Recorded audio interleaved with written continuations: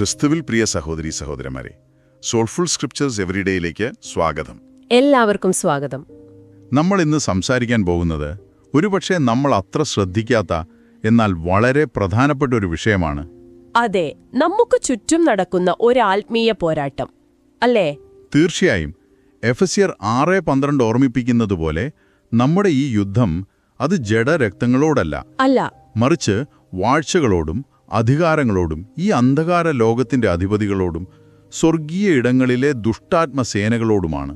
അതായത് വീണുപോയ ദൂതന്മാർ, പിശാചുക്കൾ. അതെ, അവരുടെ യാഥാർത്ഥ്യം നമ്മൾ മനസ്സിലാക്കണം. ദൈവം അവർക്ക് അറിവും തിരഞ്ഞെടുക്കാനുള്ള സ്വാതന്ത്ര്യവുമെല്ലാം നൽകിയിരുന്നു. അതാണ് അതിലെ ഏറ്റവും വലിയ ദുരന്തം. ദൈവത്തിന്റെ മഹത്വം നേരിട്ട് കണ്ടവർ എന്നിട്ടും അഹങ്കാരം അതുമൂലം ദൈവത്തെ തള്ളിപ്പറഞ്ഞു.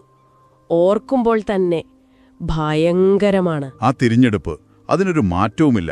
അതൊരു നിത്യമായ തീരുമാനമായിരുന്നു. ശരിക്കും പറഞ്ഞാല് അതിലൊരു വലിയ വൈരുദ്ധ്യം കൂടിയുണ്ട് അല്ലേ? പരിശുദ്ധ അമ്മയെ സേവിക്കാൻ. അതെ, അങ്ങനെ സൃഷ്ടിക്കപ്പെട്ട ഒരു ശക്തി ഇന്ന് അമ്മയോട് തീരാത്ത വെറുപ്പിലാണ്. പക്ഷേ ആ പഴയ ലക്ഷ്യം, ആ സൃഷ്ടിപരമായ ഉദ്ദേശം, അതിപ്പോഴും ഉള്ളിന്റെ ഉള്ളിൽ ഒരു തീയായി നീറുന്നുണ്ട്. അതാണ് അവന്റെ പീഡനം. അപ്പോ ദൈവത്തിന്റെ പ്ലാൻ നിരസിക്കുന്നത് നമ്മളെ തന്നെ നിഷേധിക്കുന്നതിന് തുല്യമാണെന്ന് പറയാം. കൃത്യമായി.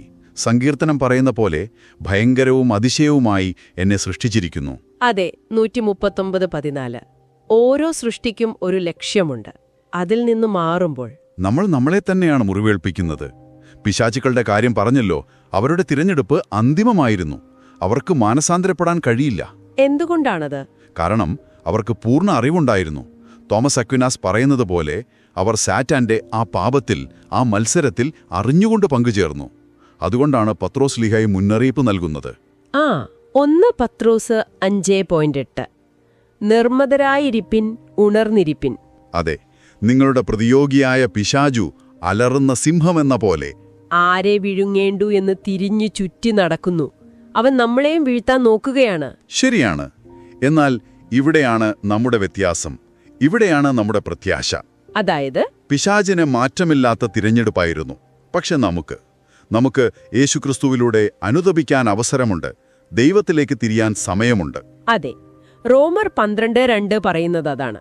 ഈ ലോകത്തിന് അനുരൂപമാകാതെ മനസ്സ് പുതുക്കി രൂപാന്തരപ്പെടുവിൻ. എന്തിന്? ദൈവത്തിന്റെ നന്മയും പ്രസാദവും പൂർണ്ണതയുമുള്ള ഹിതം ഇന്നതെന്ന് തിരിച്ചറിയാൻ. എത്ര വലിയ കൃപയാണത്! നമുക്ക് ഓരോ ദിവസവും ദൈവത്തെ തിരഞ്ഞെടുക്കാം. ലോകത്തിന്റെ പ്രലോഭനങ്ങളെ, സാത്താന്റെ നുണകളെയൊക്കെ വേണ്ടെന്ന് വയ്ക്കാം. യേശു തന്നെ പറഞ്ഞല്ലോ, യോഹന്നാൻ 16:33, ലോകത്തിൽ നിങ്ങൾക്ക് കഷ്ടമുണ്ട്, എങ്കിലും ധൈര്യപ്പെടുവിൻ, ഞാൻ ലോകത്തെ ജയിച്ചിരിക്കുന്നു. ആ വിജയമാണ് നമ്മുടെ ബലം. ആ വിജയത്തിലാണ് നമ്മുടെ ആശ്രയം. അപ്പോ ഈ വീണുപോയ ദൂതന്മാരുടെ കഥ നമുക്കൊരു മുന്നറിയിപ്പാണ്. തീർച്ചയായും.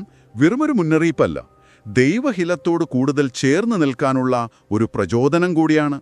പൗലോസ്ലീഹ പറയുന്നത് പോലെ ഗലാത്യർ 2:20, ഞാൻ ക്രിസ്തുവിനോട് കൂടെ ക്രൂശിക്കപ്പെട്ടിരിക്കുന്നു, ഇനി ജീവിക്കുന്നത് ഞാനല്ല, ക്രിസ്തുവത്രേ എന്നിൽ ജീവിക്കുന്നു. ആ ഒരു ബോധ്യത്തിൽ ജീവിക്കാൻ നമുക്ക് ശ്രമിക്കാം. അതെ, വീണുപോയാൽ പേടിക്കേണ്ട. കരുണയ്ക്കായി നമുക്ക് ഓടിച്ചെല്ലാം, യേശുവിന്റെ അടുത്തേക്ക്. ഉറച്ചു നിൽക്കുമ്പോഴോ? അപ്പോ നമ്മൾ ഒറ്റയ്ക്കല്ല, വിശ്വസ്തരായ ദൂതന്മാരോടൊപ്പം ദൈവത്തെ സ്തുതിക്കുകയാണെന്നോർക്കാം. നമുക്കൊരുമിച്ച് പ്രാർത്ഥിക്കാം. സ്വർഗസ്ഥനായ പിതാവേ, അങ്ങയുടെ സ്നേഹത്തെയും ഞങ്ങളെ ഓരോരുത്തരെയും കുറിച്ചുള്ള അങ്ങയുടെ അത്ഭുതകരമായ പദ്ധതിയെയും ഓർത്ത് ഞങ്ങൾ നന്ദി പറയുന്നു. ഞങ്ങളെ അങ്ങയുടെ സായലിൽ ഒരു പ്രത്യേക ലക്ഷ്യത്തോടെ സൃഷ്ടിച്ചതിനായി സ്തോത്രം. വീണുപോയ ദൂതന്മാരുടെ ദുരന്തത്തെയോർത്ത് ഞങ്ങൾ അങ്ങയുടെ കരുണ യാചിക്കുന്നു. ഞങ്ങളുടെ ജീവിതത്തിൽ അങ്ങയുടെ ഹിതത്തിൽ നിന്ന് ഞങ്ങൾ അകന്നുപോയതിനെയോർത്ത് ഞങ്ങൾ പശ്ചാത്തപിക്കുന്നു പിതാവേ. കർത്താവായ യേശുവെ, ലോകത്തെ ജയിച്ച അങ്ങയുടെ വലിയ വിജയത്തിൽ ഞങ്ങൾ ആശ്രയിക്കുന്നു. ഞങ്ങൾക്ക് പ്രത്യാശ നൽകണമേ. പരിശുദ്ധാത്മാവേ, ഞങ്ങളുടെ മനസ്സുകളെ പുതുക്കണമേ. അങ്ങയുടെ ഹിതം തിരിച്ചഴിഞ്ഞ് ക്രിസ്തു ഞങ്ങളിൽ ജീവിക്കേണ്ടതിന് ഞങ്ങളെ സഹായിക്കണമേ. ഈ സന്ദേശം കേൾക്കുന്ന ഓരോ മക്കളെയും അവരുടെ കുടുംബങ്ങളെയും അങ്ങ് സമൃദ്ധമായി അനുഗ്രഹിക്കണമേ. ശത്രുവിന്റെ എല്ലാ തന്ത്രങ്ങളിൽ നിന്നും അവരെ കാത്തുകൊള്ളണമേ. യേശുക്രിസ്തുവിന്റെ പരിശുദ്ധ നാമത്തിൽ തന്നെ ആമേൻ.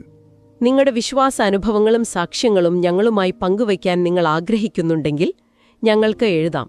soulfulscriptures@gmail.com. കർത്താവിന്റെ സമാധാനം നിങ്ങളോടൊപ്പം എപ്പോഴും ഉണ്ടായിരിക്കട്ടെ.